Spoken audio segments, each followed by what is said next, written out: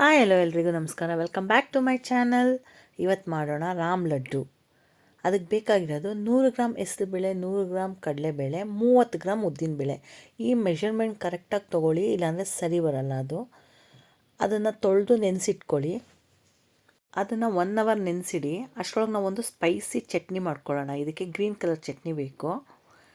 ಮೂಲಂಗಿ ಸೊಪ್ಪು ಇದಕ್ಕೆ ಮೇಯ್ನ್ ಇಂಗ್ರೀಡಿಯೆಂಟ್ ಅದೇ, ಮತ್ತು ಪುದೀನ, ಮತ್ತು ಕೊತ್ತಂಬರಿ ಸೊಪ್ಪು,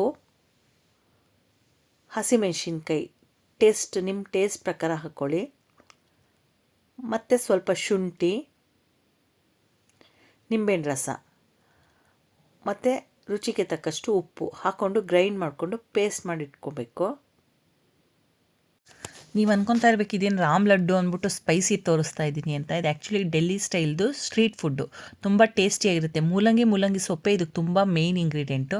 ನೋಡಿ, ಈ ಥರ ಮೂಲಂಗಿ ತುರಿದಿಕ್ಕೊಂಡು ಸೊಪ್ಪು ಕಟ್ ಮಾಡಿ ಇಟ್ಕೊಳ್ಳಿ.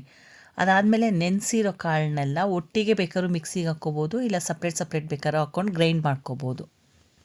ಈ ರಾಮ್ ಲಡ್ಡು ಆ್ಯಕ್ಚುಲಿ ತುಂಬ ಟೇಸ್ಟಿಯಾಗಿರುತ್ತೆ. ಡೆಲ್ಲಿಗೆ ಹೋಗಿದ್ದವರು ಆಲ್ಮೋಸ್ಟ್ ತಿಂದಿರ್ತಾರೆ ಈ ಸ್ನ್ಯಾಕ್ಸ್ನ. ನಾನು 3 ಬೇಳೆಗಳನ್ನೂ ಒಟ್ಟಿಗೆ ಹಾಕ್ಕೊತಾ ಇದ್ದೀನಿ ಜಾರಿಗೆ. ಫೈನ್ ಪೇಸ್ಟ್ ಮಾಡ್ಕೊಳ್ಳಿ.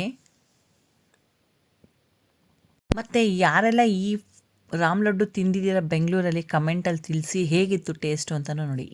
ಈ ಹದಕ್ಕಾದರೆ ಸಾಕು. ಇದನ್ನು ಒಂದು ಪಾತ್ರೆಗೆ ಶಿಫ್ಟ್ ಮಾಡ್ಕೊಳ್ಳೋಣ. ಅದು ಶಿಫ್ಟ್ ಮಾಡ್ಕೊಂಡ್ಮೇಲೆ ನೀವು ಸ್ಪೂನ್ ಅಥವಾ ವಿಸ್ಕ್ ಮಾಡೋದ್ರಲ್ಲಿ ತಿರುಗಿಸ್ತಾನೆ ಇರಿ. 10ರಿಂದ 15 ನಿಮಿಷ ಬೇಕಾಗುತ್ತೆ ಈ ಕ್ವಾಂಟಿಟಿಗೆ ಮಿನಿಮಮ್ಮು. ಅದು ಫುಲ್ಲು ಫ್ಲಫಿ ಥರ ಬರುತ್ತೆ. ಬಂದಮೇಲೆ ನೀವು ಒಂದು ಬೌಲಲ್ಲಿ ನೀರು ಇಟ್ಕೊಂಡು ಚೆಕ್ ಮಾಡ್ಕೋಬೋದು ಅದು ರೆಡಿ ಇದೆಯಾ ಇಲ್ವಾ ಅಂತ. ನೋಡಿ, ಇದರಲ್ಲಿ ನಾನು ತೋರಿಸ್ತೀನಿ ಈಗ. ಇವಾಗ ಬೌಲಿಗೆ ಅದನ್ನ ಒಂದು ಸ್ಪೂನ್ ತೆಗೆದು ಹಾಕಿದ್ರೆ ಅದು ತೇಲ್ಬೇಕು, ಕಲಿಸ್ಕೋಬಾರ್ದು. ಆವಾಗ ರೆಡಿ ಇದೆ ಅಂತ. ನೋಡಿ, ರೆಡಿಯಾಗಿದೆ. ಈಗ ಕರಿಯೋಕ್ಕೆ ರೆಡಿ ಇದೆ ಅಂತ ಅರ್ಥ ಎಣ್ಣೆಯಲ್ಲಿ. ಇದು ಇವಾಗ ಹಸಿಟ್ಟು ರೆಡಿ ಇದೆ. ರುಚಿಗೆ ತಕ್ಕಷ್ಟು ಉಪ್ಪು ಹಾಕೋಣ. ಅದಕ್ಕೆ ಚಟ್ನಿ ಏನು ನಾವು ಫಸ್ಟೇ ಪ್ರಿಪೇರ್ ಮಾಡಿ ಇಟ್ಕೊಂಡಿದ್ವಿ, ಆ ಚಟ್ನಿನೂ ಹಾಕ್ಕೊಂಡು ಮಿಕ್ಸ್ ಮಾಡ್ಕೊಳ್ಳಿ. ಚೆನ್ನಾಗಿ ಮಿಕ್ಸ್ ಮಾಡ್ಕೊಂಬಿಟ್ಟು ಒಂದು ಬಾಣಲಿಲಿ ಎಣ್ಣೆ ಇಟ್ಕೊಂಡು ಎಣ್ಣೆಗೆ ಫ್ರೈ ಮಾಡೋಕ್ಕೆ ಹಾಕೋಣ. ನೋಡಿ, ನಾನು ಚಟ್ನಿನೂ ಮಿಕ್ಸ್ ಮಾಡ್ಕೊತಾ ಇದ್ದೀನಿ ಚೆನ್ನಾಗೆ. ಅಷ್ಟರೊಳಗೆ ಎಣ್ಣೆ ಕಾಯಕ್ಕೆ ಇಟ್ಟಿದ್ದೆ. ನಿಮ್ಮ ಕೈಲಿ ಎಷ್ಟು ದಪ್ಪ ಆಗುತ್ತೋ ಅಷ್ಟು ದಪ್ಪ ಉಂಡೆ ಬಿಡಿ, ತಿರ್ಗ್ಸೋಕ್ಕೆ ಹೋಗ್ಬಿಡಿ. ಅದೇ ಎಣ್ಣೆಲಿ ತೇಲಕ್ಕೆ ಶುರು ಆಗುತ್ತೆ. ಎಷ್ಟೆಷ್ಟಾಗುತ್ತೋ ಅಷ್ಟು ಬಿಡಿ. ಒಂದು ಸಲಿಗೆ ಬಾಣಲಿಗೆ ಎಷ್ಟು ಹಿಡಿಯುತ್ತೋ ಅಷ್ಟು ಹಾಕ್ಬೋದು.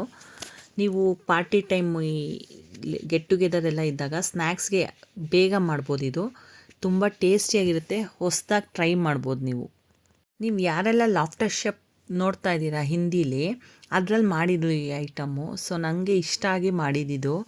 ಇದು ನಾರ್ತ್ ಇಂಡಿಯಾ ಕಡೆ ಎಲ್ಲ ಸ್ಟಾರ್ಟರ್ ಥರ ಕೊಡ್ತಾರಂತೆ, ಖಾರದ್ದು. ತುಂಬ ಟೇಸ್ಟಿಯಾಗಿದೆ. ನಮ್ಮನೇಲೂ ತುಂಬ ಇಷ್ಟಪಟ್ಟರು ಎಲ್ಲರೂ.